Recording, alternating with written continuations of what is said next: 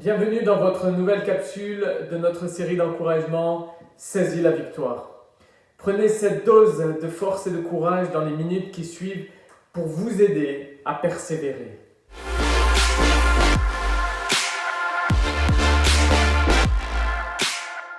Tout soldat se doit de porter une armure et j'en parlais dans la capsule précédente.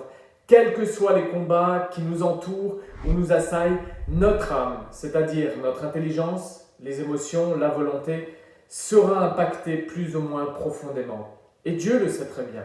Il sait aussi la faiblesse de l'âme humaine. C'est pourquoi il veut fournir une armure pour mener les combats de cette vie.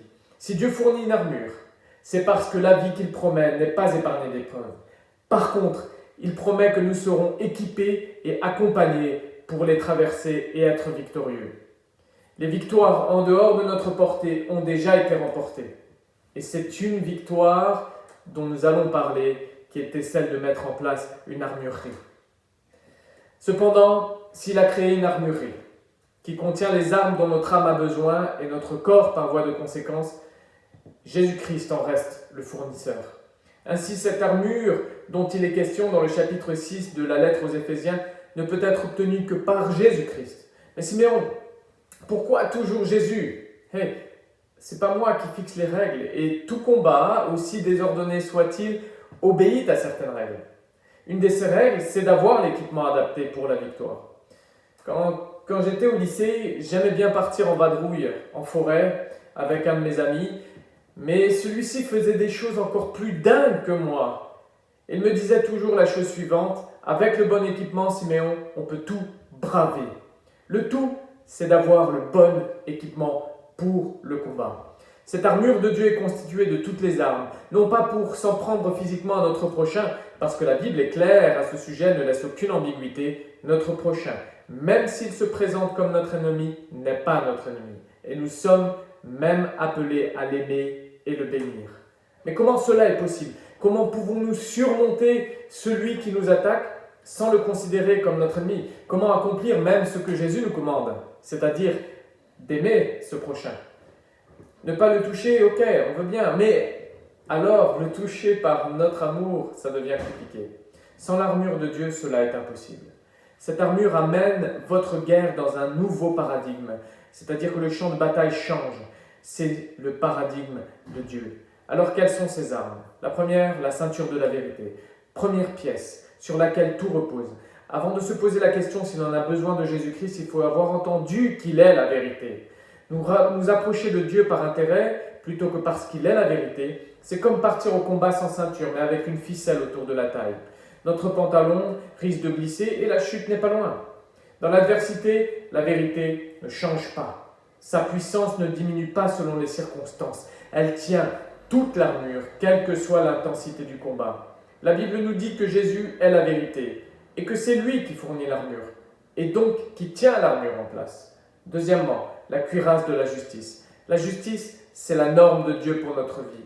La norme de Dieu, c'est de vivre le projet qu'il a pour nous. Et ce projet écarte les autres projets qui nous éloignent de Dieu. Cette cuirasse est appelée à prendre des coups.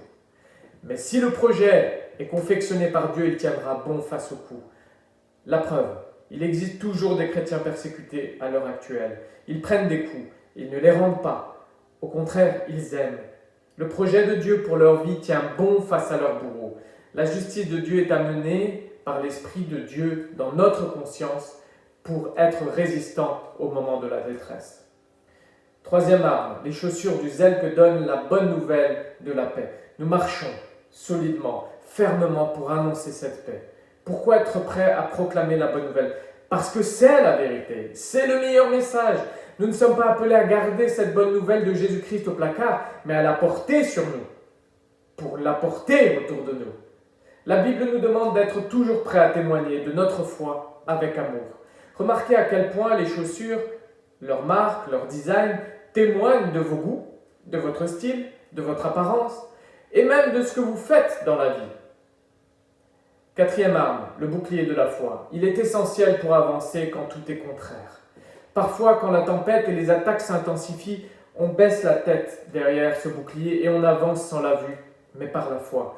Comment alors savoir que l'on poursuit dans la bonne direction ? plus les flèches se plantent dans ton bouclier de manière intense, plus tu sais que tu vas dans la bonne direction et arrives bientôt à l'objectif.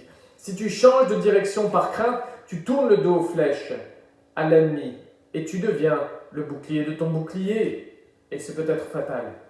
C'est ce que cherche à faire l'ennemi de notre âme, le diable, nous détourner de ce que nous sommes appelés à accomplir.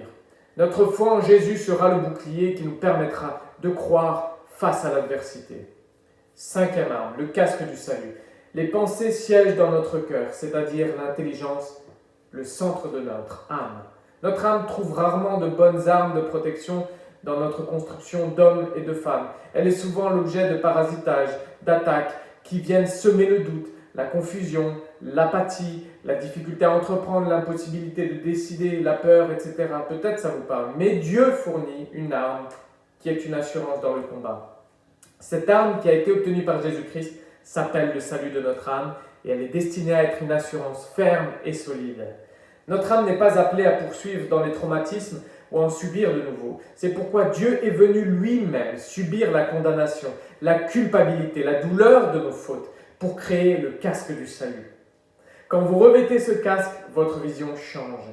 Il y a certaines choses que vous ne parviendrez peut-être plus à voir ou à pratiquer. Eh oui, parce que ce casque change votre champ de vision et la manière dont vous vous déplacez et bougez. Mais vous comprendrez l'utilité de ce casque quand l'attaque arrive et que, au lieu de tomber directement sur votre tête, cette attaque est amortie par ce casque qui garde vos pensées en Jésus-Christ et vous rappelle que la condamnation, le jugement ne sont plus pour vous, mais sont à celui qui vous a fourni ce casque, Jésus-Christ.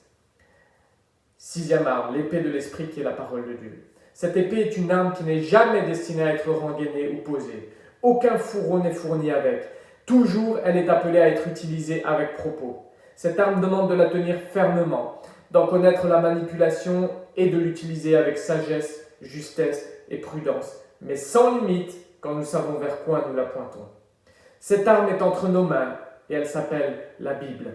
Vous remarquerez que Jésus-Christ fournit une épée sous la forme d'un livre qui est la compilation de ses paroles. Ces paroles resteront un livre si elles restent posées sur une table, mais elles deviendront une épée si elles sont déposées dans notre cœur et manifesteront leur puissance si elles sont proclamées par notre bouche. L'épée ne se trouve pas dans le livre. L'épée se trouve dans votre main spirituelle, c'est-à-dire votre cœur. Et elle demande à être mise en action par votre bras spirituel, c'est-à-dire votre bouche. Nous avons tous des combats à mener. Et nous avons tous besoin donc d'une armure.